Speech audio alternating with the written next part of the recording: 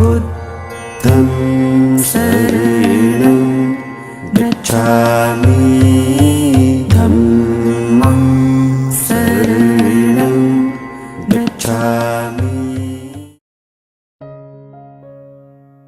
नमस्कार दोस्तों, स्वागत है आप सभी का एक बार फिर से मेरे चैनल द बुद्धा ब्रेन में।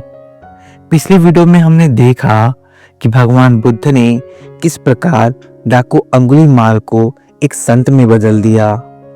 जो डाकू अहिंसा के मार्ग पर चलता था, लोगों की हत्याएं करता था, श्रावस्ती के लोग उससे डरे हुए थे।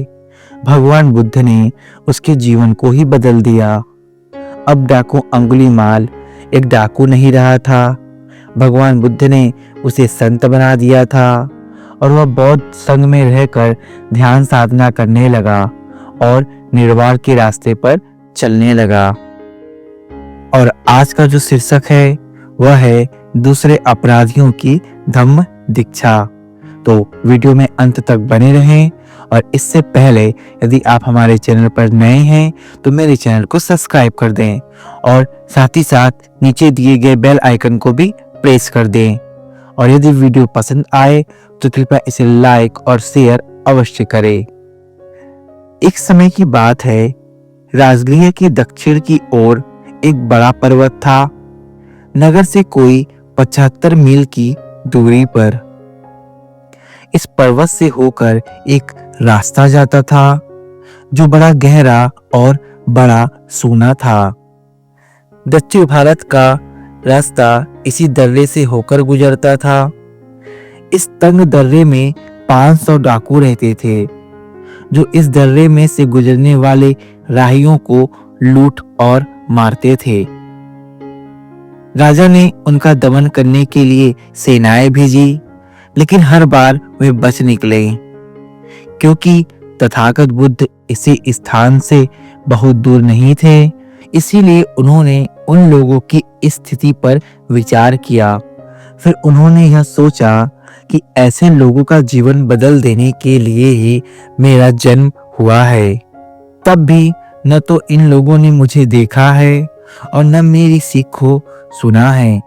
तथागत ने उनके पास पहुंचने का निश्चय किया। उन्होंने एक धनी घुड़सवार का रूप बनाया और एक अच्छे घोड़े पर सवार हुए।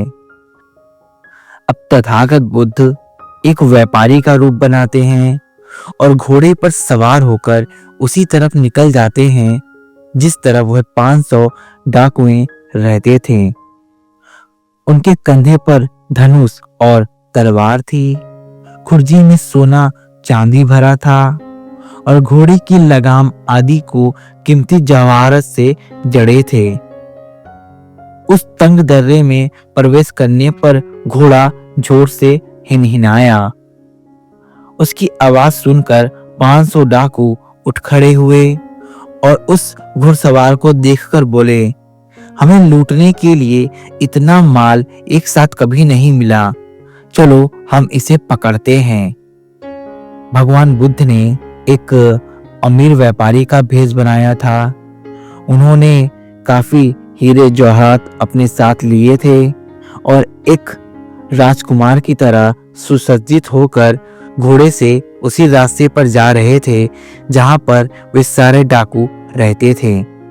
जब इन डाकुओं ने बुद्ध को आते हुए देखा तो उन्हें तो पता नहीं था कि व्यापारी के रूप में स्वयं तथागत बुद्ध हैं। उन 500 डाकुओं ने भगवान बुद्ध को, यानी कि जो उस समय व्यापारी के रूप में थे, उन्हें लूटने का निश्चय बनाया। उन्होंने घुड़सवार को घेर लेना चाहा ताकि वह बचकर भाग न जाए, लेकिन उसे देखकर वह जमीन पर गिर पड़े। जब वे जमीन पर गिर पड़े तो सभी चिल्लाने लगे, हे भगवान, यह क्या है? हे भगवान, यह क्या है?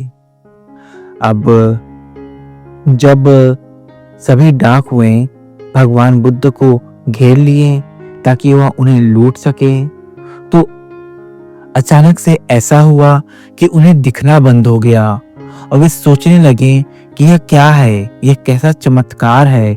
तो वे चिल्लाने लगे, हे भगवान ये क्या है, हे भगवान यह क्या है। तब उस घुड़सवार ने उन्हें समझाया कि उस दुख के मुकाबले में जो सारे संसार को घेरे हुए है, तुम जो दूसरे को दुख देते हो, हाँ, और स्वयं उठाते हो, कुछ भी नहीं है। अब भगवान बुद्ध उनसे कहते हैं, क्योंकि वे थोड़े अंधे जैसे हो गए थे, उन्हें दिखना बंद हो गया था, तो भगवान बुद्ध कहते हैं कि जो तुम लोगों को दुख देते हो उसके आगे तो यह कुछ भी नहीं है। तुम लोगों को लूटते हो, उन्हें मारते हो, उनकी हत्याएं करते हो, जिससे उनके साथ साथ उनके परिवार और आने वाली कई पीढ़ी पीड़ित होती है। तो उनके दुख के सामने तो यह तुम्हारा दुख बहुत छोटा है। और इसी प्रकार अश्रद्धा और विचिकित्सा की चोट के सामने वह चोट स्वयं खाते हो और दूसरे को पहुंचाते हो, वह भी कुछ नहीं है। धम्म देशना के प्रति पूरी एकाग्रता ही इन जख्मों को भर सकती है।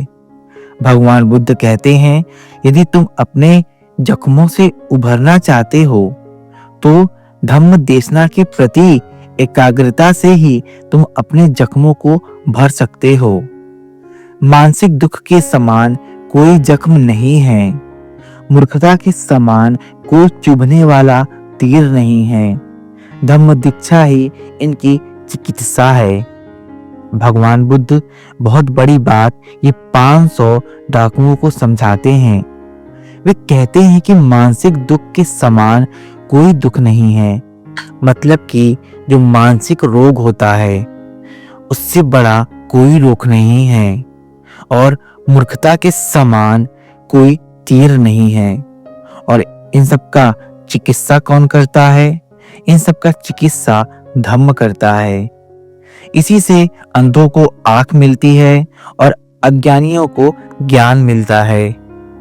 आदमी इसी प्रकाश के पीछे पीछे चलते हैं, जैसे अंधे को आंख मिल गई हो।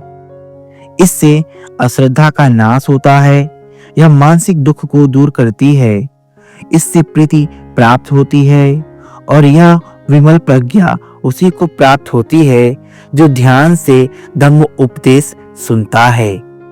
भगवान बुद्ध उन 500 डाकुओं से कहते हैं कि धम्म से ही जीवन बेहतर हो सकता है, धम्म से ही सभी दुखों का नाश किया जा सकता है।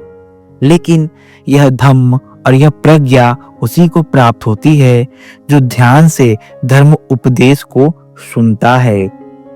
जिसने सबसे अधिक पुण्य किया है वही इस पद का अधिकारी है। इसीलिए हे डाकुओं, तुम भी पाप कर्म से बचो और पुण्य कर्म करो, ताकि तुम्हें भी प्रज्ञा और धम्म की अनुभूति हो और तुम भी अपना जीवन बदल सको। पाप कर्म करने में रखा ही क्या है? पाप कर्म तुम्हारा साथ कभी नहीं छोड़ती, वह तुम्हारे साय की तरह हमेशा तुम्हारा पीछा करती रहती है। जिन्हें भी तुम मारते हो, लूटते हो, उनकी बद्दुआएं और उनकी हया सदैव तुम्हारे साथ रहती हैं। इससे तुम्हारा अभी का जीवन खराब होता ही है, आने वाला कई जीवन तुम बर्बाद कर लेते हो। इसीलिए हे डाकुओं, धम्म का अनुसरण करो, धम्म के बताए मार्ग पर चलो, अपने आप को कुशल मार्ग पे लगाओ, जिससे तुम्हें विमल प्रज्ञा, शांति और धम्म प्राप्त हो। जब सभी डाकुओं ने भगवान बुद्ध की यह बातें सुनी तो उन्हें बड़ी ग्लानि और पश्चाताप होने लगा, मानो कि अंधों को भगवान बुद्ध ने आंख दे दिया हो। यह सुना तो डाकुओं ने अपने दुष्कृत्यों पर पश्चाताप किया।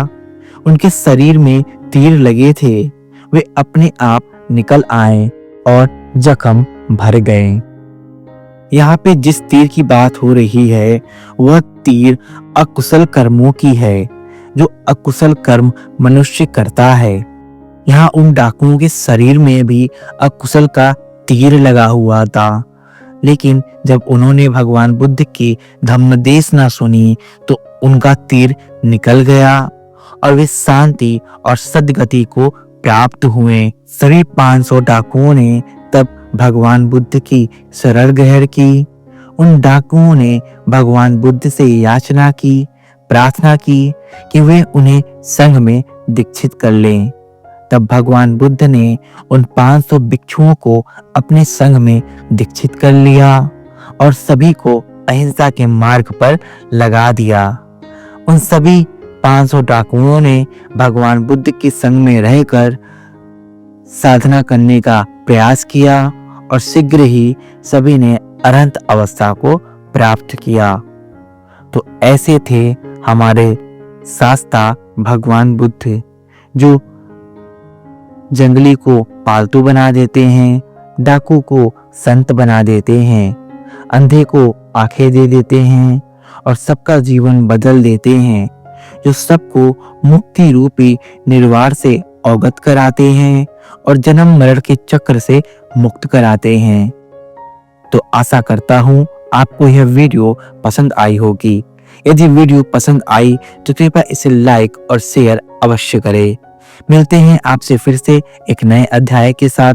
तब तक के लिए बने रहें हमारे साथ हमारे चैनल द बुद्धा ब्रेन में। नमो बुद्धाय।